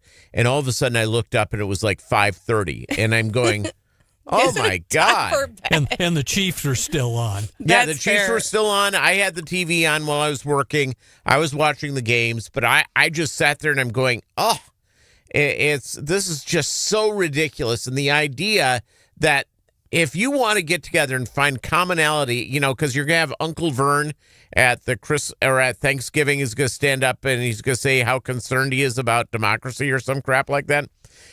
You just bring up the idea of end the time change, and Uncle Vern and your conservative family members will get together and agree on at least one thing. Bringing people together. That's what we're all about here on Wake Up Missouri. Damn right. All right. We do have some news to report on from Jefferson City. I know I started seeing the chatter on Facebook late or what I would consider kind of early Saturday night. People say, what's going on over at Wildwood? There's tons of cops there. What is happening? And we got some pretty dire news, John. Yeah, that was over in the parking lot by Chili's and Old Navy just off Missouri Boulevard. One person dead after being shot multiple times, and we know the witnesses and then the cops and finally emergency responders were there trying to give CPR to the victim, no avail. They said the victim had multiple gunshot wounds. Was this another road rage thing, John? We have no idea what went down. Because remember, if this is road rage, this is like the third road rage shooting in the Wake Up Missouri audience place, because we had two basically across the street from each other in Columbia. Am I heartless in that, on this road rage issue, I think the other thing to point out about some of these incidents is that they're occurring in very public places. If you want to go out in a field and you want to have a duel and you want to shoot each other over drugs or whatever, I'm all in. Yeah, as long as you're not hurting anybody else, if that's what, then whatever, right? But I think, what happened for Mizzou homecoming, what we've seen with a lot of these Columbia shootings, there's a lot of times it involves innocent bystanders, people who had nothing to do with what was going on. And if we talk about, for people who are unfamiliar, we say Chili's parking lot. This is in a busy shopping area, and that's what I saw. Especially on a Saturday night, night of Lincoln University's homecoming, where there's a whole lot more people in town. There's a bank there. There's a gas station. There's several other restaurants. There's like the Ulta, the Home Goods. A lot of folks I saw on Facebook said, I was there 30 minutes before an Old Navy. I was there 30 minutes before with my kids returning something to Old Navy. So the thought that you could get shot in the crossfire while you're returning, a pair of jeans to Old Navy seems insane to me. Well, the shootout at the McDonald's in Columbia. In the middle of the day. Yeah, which was post-church time. Yeah. It was like 12:30, and right around that area, and a lot of people, they're hitting the Mickey D's after church because they've got a good hunger going on, need some pick up something quick. And that's close to two huge churches, like right in the middle between the Crossing and Forum Christian Church, which are huge churches. It was like 12:30 on a Sunday, and it wasn't like one person with a gun, two people with a gun shooting out, and somebody laid dead. I guess I'm channeling Randy Tobler right now and saying, what is this world coming to?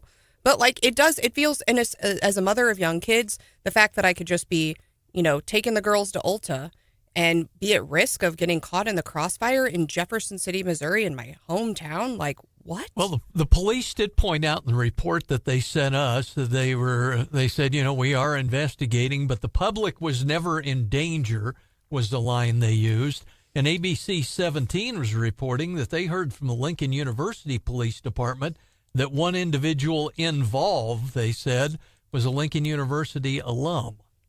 It's just terrible. Yeah. They had a wonderful parade Saturday morning, huge turnout, lots of neat pictures from that parade, and it's just sad that, these homecoming events bring together people and they can't get along. And I don't know if this is, when we're dealing with this shootout stuff, if we're dealing with people who have, could they be all high? I don't know. It's sounding like Randy Tobler. They're on drugs. Yeah, exactly. You wonder out loud if it was a drug deal that went bad or something, as opposed to road rage that were groups that are coming together from that. We'll have to hear from the cops, but who knows what we'll hear, because that stuff becomes evidence for the prosecutor. Yeah, and I think I struggle because I think what we know from what happened at Mizzou, and we've seen this in Jefferson City too. The bars get out, everyone's drunk, it's late at night, stuff's been going on during the day, and then they get in an argument and they start shooting. But this whole middle of, how do you police against? Yeah, this wasn't even 8 at night. Yeah, this middle of the day, early evening, personal beefs. Cops can't do a thing about it. This is about human hearts and caring about other folks that are around you. And if your first thing, if you get angry, is to pull out the gun, you probably shouldn't have the gun. Hot take by Second Amendment supporter. Yeah, I love the Second Amendment. I love it. Believe me, at my house, I have what I like to call the Ted Nugent room. It's just lined up with guns and ammo. Mm-hmm. And I'm all in. But I'm not a guy who loses my temper. You guys have been around me. How many times do you see me get angry? Very few. Yeah, I don't get angry very often. I hate rubber ducks, but I wouldn't shoot one unless it was at a range. If I was out shooting at a range, if there was the paper thing going back in the shape of a rubber duck, I'd execute the thing. Practicing Speaking my of shooting. things you can do with your old pumpkins. Yes, you shoot it in a safe place, not in the parking lot of Chili's. Well, yeah. Well, just terrible news out of Jefferson City. And in other local news, we are seeing some pushback on the lodging tax. We talked earlier about the lawsuit that was filed by the hoteliers who are frustrated. Springfield is also facing a lodging tax vote, and it's a big discussion happening around the state. You know, what can we do to bring additional economic development, and are these the types of projects that will actually pay off in the end? We're seeing opposition, John, against the lodging tax, organized opposition, which is rare, and I think we've seen the same in Springfield. Yeah, Springfield, by the way, is a huge NIMBY issue. In fact, the reason Columbia got the Trader Joe's is that the residents of Springfield pushed out Trader Joe's, so they moved to Columbia. Yep. No way, I didn't know Yeah, that. totally true. Huh. Yeah. But Jeff City landed the Olive Garden, so we're that is high feeling living, even. And Springfield has the Buc-ee's. So no, we are getting a lot of input. No, we've been getting texts and other things from y'all about Trader Joe's. Peter, you said you were over near there this weekend, as was I, and it was crazy town in that parking lot. But I will say, some people have been texting and saying, "I went. It's not all that it's cracked up to be." Oh, yes, it is. Oh, my God. It's when there isn't a huge crowd and you're not having to elbow Granny to get to the frozen treats. Believe me, you're going to go there and you are going to love that place. According the to sweet potato habanero corn chips. Try those. Ooh, yeah. According to Hauswirth, you're not elbowing Granny. You're elbowing a whole sea of good-looking college girls. I don't think he added the good-looking, but apparently, if Drake, it might be the next dating hotspot for you. No, Drake claimed he was going out to do this. He left early on Thursday and never came back. Tell me if I'm lying. That's true. That's true. The other thing you need to be on the lookout, John, Peter and I were talking in the break about this as Thanksgiving approaches. Last year, they had some like stuffing flavored potato chips. A huge hit at my Thanksgiving. So yeah, it was huge. I brought it to Chicago to my sister's house. It was a score. Be on the lookout. Okay, up next on Wake Up Missouri, we've got leftovers. And then after that, you're going to want to stick around for Gary Nolan. It's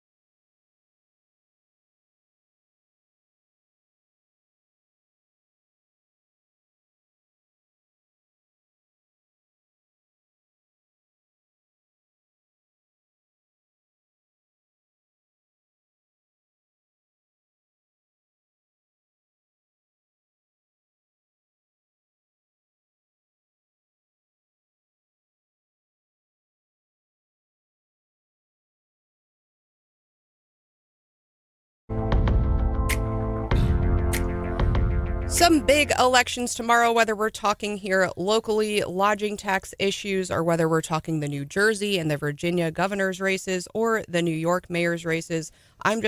Mayor's race, excuse me. I'm just excited that SNL is funny again. They have been getting in on the action. Mr. Mamdani, same question. I want to be mayor so I can deliver a better New York. Free healthcare, affordable housing, free Wi-Fi. As mayor, can I make that happen? I'm not sure yet. But together we're gonna find out that the answer is no. I'm ready. I mean, we have to just understand he's going to get elected, and then we have to decide what the plan is from there. It's going to be a lot of fun. Peter? What's his term? It's a 4-year term. Yikes. Yeah, so, Zohan Mondami will win tomorrow.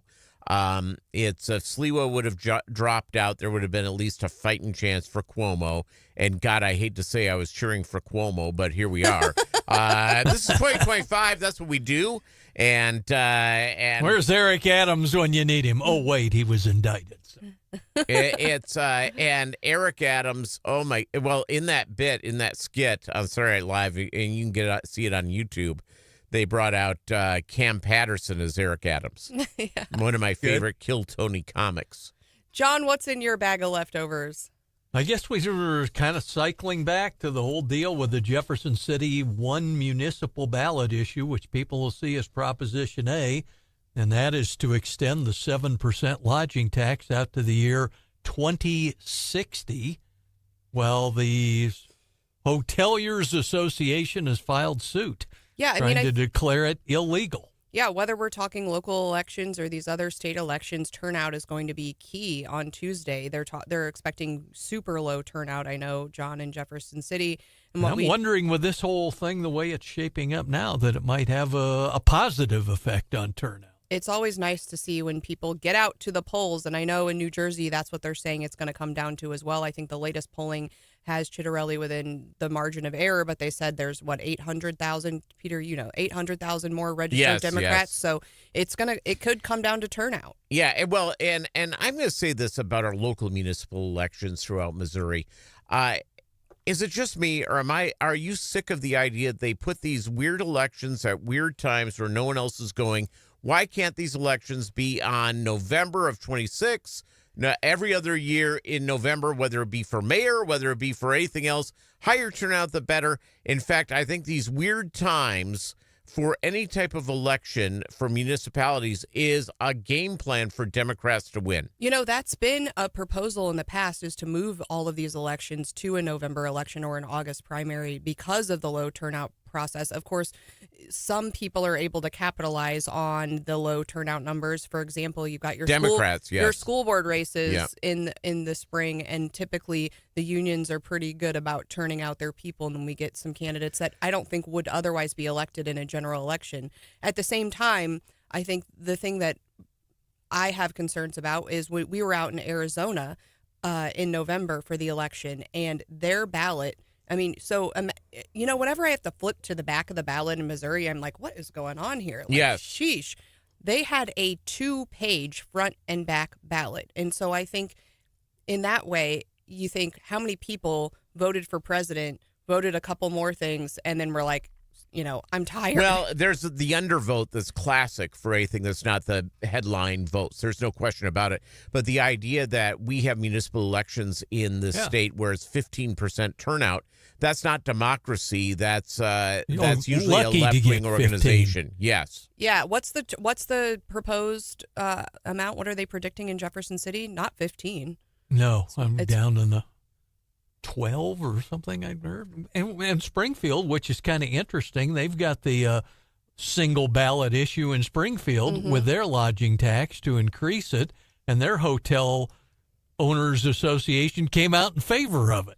But it's also a standalone ballot issue. And will probably be low turnout. Well, we are just a little over a month away from pre-filing of bills in Jefferson City. So, Peter, it sounds like you need to contact your elected representative. They should just listen to me. I just speak out. People should listen. Okay, Trump. Are you going to also tell us you're the best-looking candidate in the race? I'm pretty damn good looking. All right. Stay tuned for Gary Nolan. That's up next.